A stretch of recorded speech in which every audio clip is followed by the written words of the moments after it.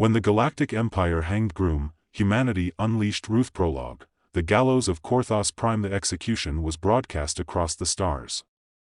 Millions of species watched as Groom, the Terran diplomat, was led up the obsidian steps of the imperial gallows. His hands were bound, his face bloodied, yet his eyes burned with defiance. The Galactic Empire, an ancient hegemony of 1,000 races, had deemed him a traitor for refusing their ultimatum. Humanity was to submit or be destroyed. Humanity did not submit. As Groom stood before the noose, the imperial viceroy turned to the cameras. "Let this be a lesson to all who defy the Empire," he declared. "Mankind is but a fledgling race, and it shall be broken like all others before it." The lever was pulled. The galaxy watched Groom's body go limp. The Empire's message was clear, but they had made a fatal miscalculation, for Groom had a sister. And her name was Ruth, the wrath of Earth. The transmission reached Earth within hours. Every screen, every holoterminal, every station played the execution. It echoed across the colonies.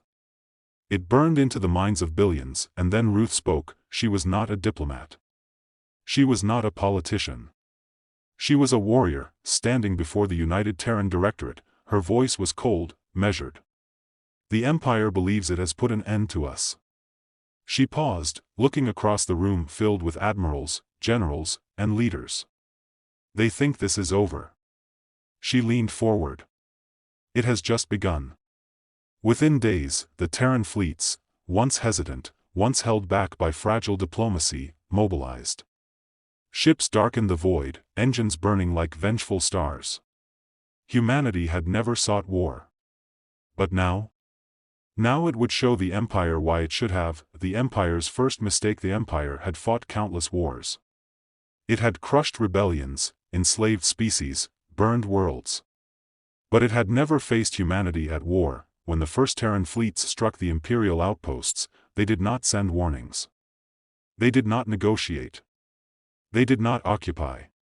They exterminated. The world of Tarvix 5, an Imperial stronghold for centuries, was reduced to ash in under 2 hours. Orbital bombardments turned cities into molten slag.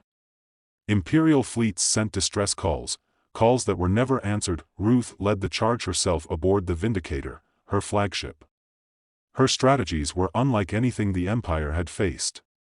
She did not fight for territory.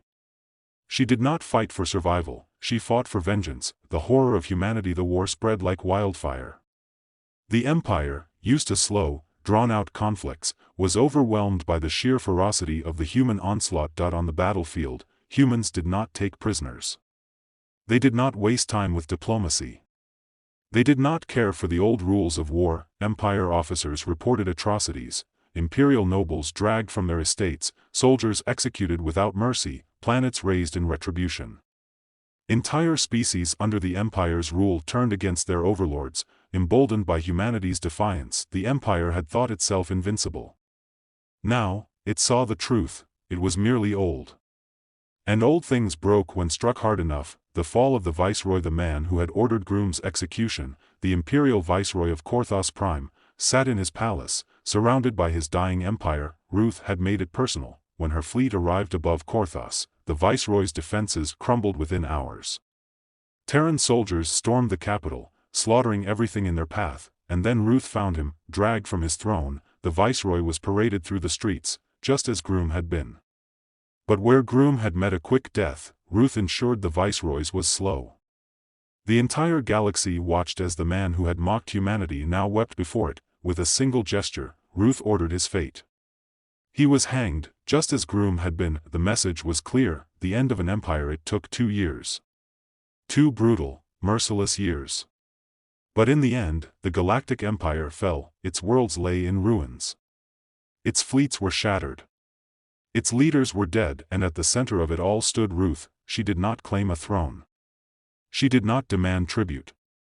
She did not seek to rule. She simply looked upon the wreckage of an empire that had thought itself eternal, and turned her back on it. Humanity had won, but the galaxy would never forget the price of that victory, and it would never, ever forget the name Ruth. The gallows of Galactic Prime. The execution was meant to be a warning.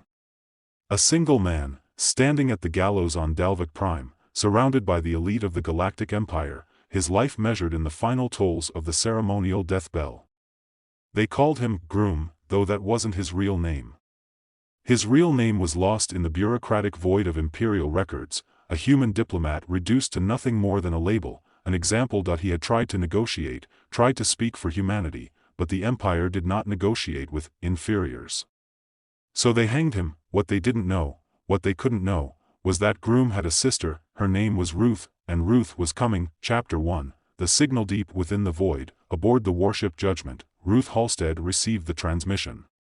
The Empire, in its arrogance, had broadcast the execution across the stars, a display of power meant to shatter humanity's will. Instead, it awakened something the Empire had never faced before. Ruth watched the footage in silence, her ice-blue eyes fixed on the image of her brother's lifeless body swaying from the Imperial gallows.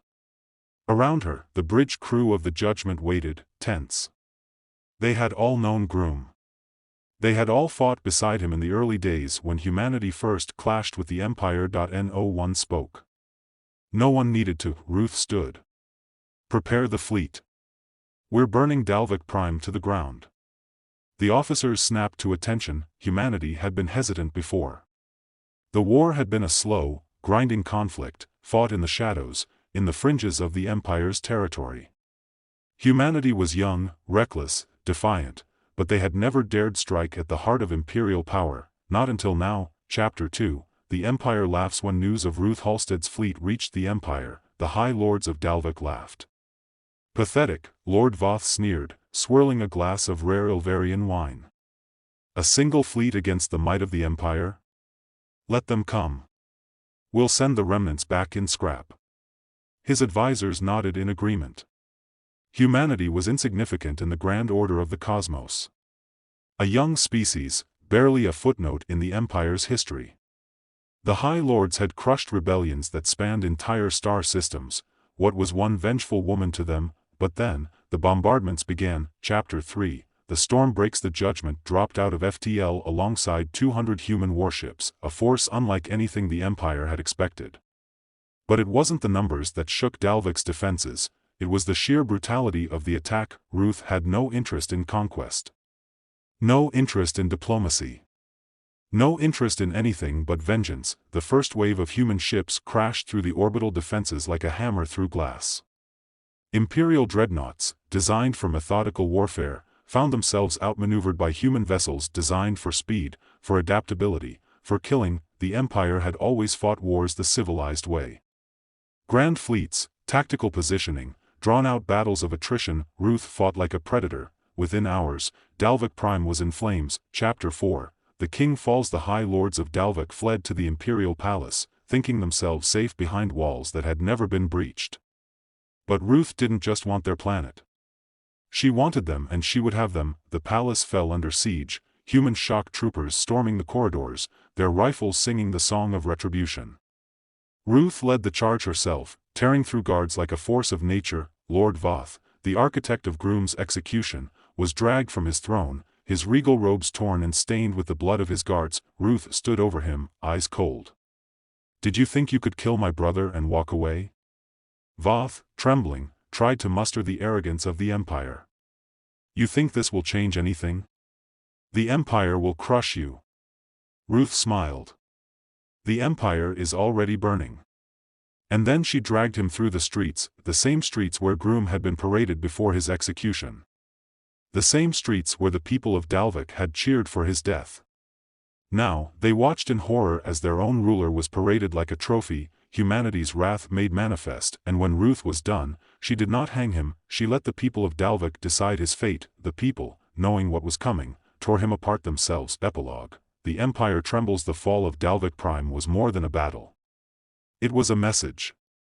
A warning. Humanity had been dismissed. Ignored. Treated as a minor nuisance. Not anymore. When the Galactic Empire hanged Groom, they thought they were killing a symbol of human resistance. Instead, they had created something far worse. They had unleashed Ruth, and Ruth was just getting started.